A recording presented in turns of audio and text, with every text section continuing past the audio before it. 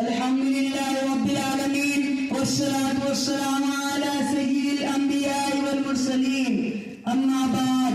आजच्या कार्यक्रमाचे अध्यक्ष महोदय, मान्यवर गावातील पाहुणे मंडळी, आदरणीय गुरुजन वर्ग आणि प्रिय विद्यार्थी मित्रांनो, सर्वात प्रथम मी अल्लाहचे आभार मानतो ज्यांनी आम्हाला एक महान व पावन देश मध्ये जन्म दिला, ज्या देशाला अल्लाहने साऱ्या जगाला श्रेष्ठ भारत देश माझा म्हणजे आहे। प्रिय देशबांधवांनो, आपल्या भारताचा इतिहास फार मोठा आहे आणि त्या इतिहासामधून भारतीयांचा वृत्त लढा हा मुख्य घटक आहे। आज 15 ऑगस्ट म्हणजे स्वातंत्र्य दिवस। या निमित्त स्वातंत्र्य संग्रामात सर्व सहभागी होणाऱ्या महान वीरांची महान कामगिरी दर्शवणार आहे, ज्यांना आज नजर आड केली जात आहे। त्यांनी दिलेल्या बलिदानाला सृष्टी आड आहे।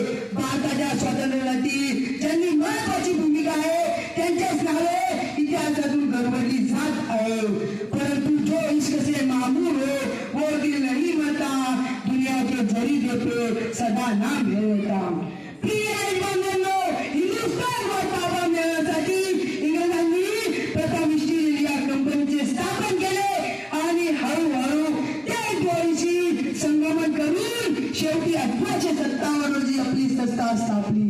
प्रिय भारताला काबूत होऊन ही घोषणा दिली, भूमी देवाची मुल्क दे बादशाची, हुकुम कंपनीचे बादशाची ही घोषणा ऐकताच उन्माचे सरदार हजरत शाह तुलहरी तळविले सर्वप्रथम स्वातंत्र्याचे सूर फुकले आणि कोणाची भीती न बाळगत ही घोषणा दिली, गुलामी जरी शरीर आपले मृत्यू आहे। इंग्रजांनी आपला देश भडकवला आहे, त्यांच्या गंगा धर्माची पवित्रच बांधत आहे, त्यांना आपल्या शासनाचा मूळ हक्क नाही। त्या विरुद्ध जिहाद करणे प्रत्येकाचे कर्तव्य आहे। शाह तुलहरीची ही देवी घोषणा होती, ज्यांना ब्रिटिश भूकंप आला आणि सर्वप्रथम इंग्रजाविरुद्ध मैदानात उतरले।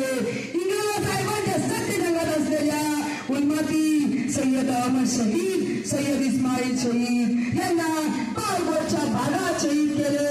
परिणाम जवळ तर झाला पण समाज होऊ शकला नाही। प्रिय देशबांधवांनो, उन्माद स्वातंत्र्य प्रेमामध्ये सर्व जाती व धर्माच्या लोकांना उभे केले आणि बालक व स्त्रीला देखील दोन हात करण्यास पुढे आले। प्रिय देशबांधवांनो, अजब होते टिपू सुलतान हे सुद्धा इंग्रजांविरुद्ध लढत शहीद झाले। मौलाना APJ अब्दुल कलाम, मौलाना हुसेन रहमत अली, महात्मा गांधी, भगत सिंग, सुखदेव, सुभाषचंद्र बोस इत्यादी सर्व जाती व धर्माच्या लोकांनी एकत्र येऊन इंग्रजांविरुद्ध लढा दिला।